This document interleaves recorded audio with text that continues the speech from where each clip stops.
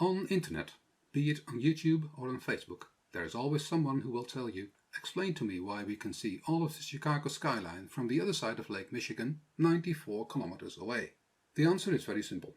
From the other side of Lake Michigan, you never see all of the skyline of Chicago. If you are 90 kilometers away, or at 94, or 63, or 56 kilometers. Let's review this.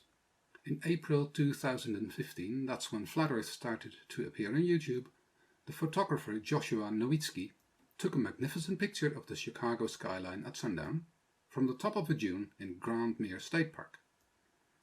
So he is at 90 kilometers from the skyline.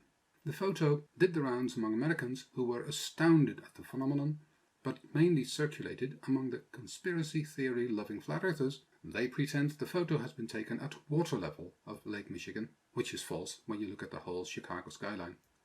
Which is also false is that you could verify this easily. On the photo you recognize the four highest towers of Chicago: Willis, Aon, Trump and John Hancock. When we look at their respective heights, measured at the roofs, 442, 346, 356 and 344 meters, and by applying a simple rule of 3, we realize that we are missing the lower part of the skyline. In May 2018, passing through Chicago, I decided to take a tour of Michigan City from where you see the skyline very well at sunset. The distance from the beach of Michigan City and the Chicago skyline is 63 kilometers. Beforehand, I had prepared my observation by identifying the 50 highest skyscrapers that I should be able to see with average atmospheric refraction. If the Earth is a sphere with an average radius of 6,370 kilometers, I should be able to observe the top of towers with a height of 230 meters, and that is exactly what happened, because on my photo you can distinguish the top of Grant Thornton with a height of 230 meters. Therefore, about 230 meters are missing. We should also take into account the difference between the lake and the street, but that is between 5 and 10 meters, which does not fundamentally change the result. Recently, a flat earther imagined that he could put me in danger. I think that it's you who is the liar in this story in the end, or maybe you have a wrong interpretation of things. And to push forward his affirmation, he supplied a superb photo of the Chicago skyline, taken at sunset, with the sun approximately at the height of the skyscrapers, which allows for a maximum contrast between the buildings and the sky. The photographer was a bit more close to the skyline than I was. In the article, he states that he was near Kimmel Beach in Indiana Dunes National Park. This is a distance of about 56 kilometers from the Chicago skyline. In the photo, full view, we see the sun neatly disappear behind the horizon.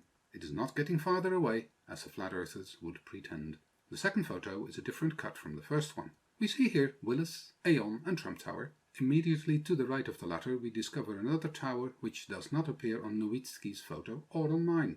This is the Vista Tower, which is being built. On this photo you see the scaffolding of the upper part clearly. Interesting on this second photo are the two towers on the other side of Willis Tower. On the left, 311 South Wacker Drive with a height of 293 meters, and on the right, the Franklin Center with a height of 270 meters. In reality, they are very close to each other. Here is Willis, there's 311 Wacker Drive, and there Franklin Center. Between the roof of Willis, with a height of 442 meters, and Franklin Center, 270 meters high, is a difference of 172 meters.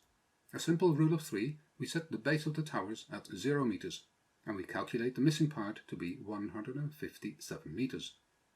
Now I add the difference between street level and the surface of Lake Michigan, which is between 5 and 10 meters, and we have between 162 and 167 meters missing at the base of the skyline.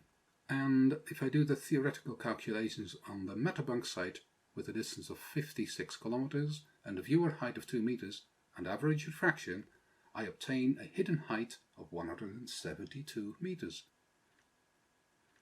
So that is a difference of between 5 and 10 meters between what I was able to measure from the photo. The conclusion is simple. Whatever the distance you put between yourself and Chicago, you will never see all of the skyline. Clearly, the flatards have a subscription to failure. And on screen, except when you are close.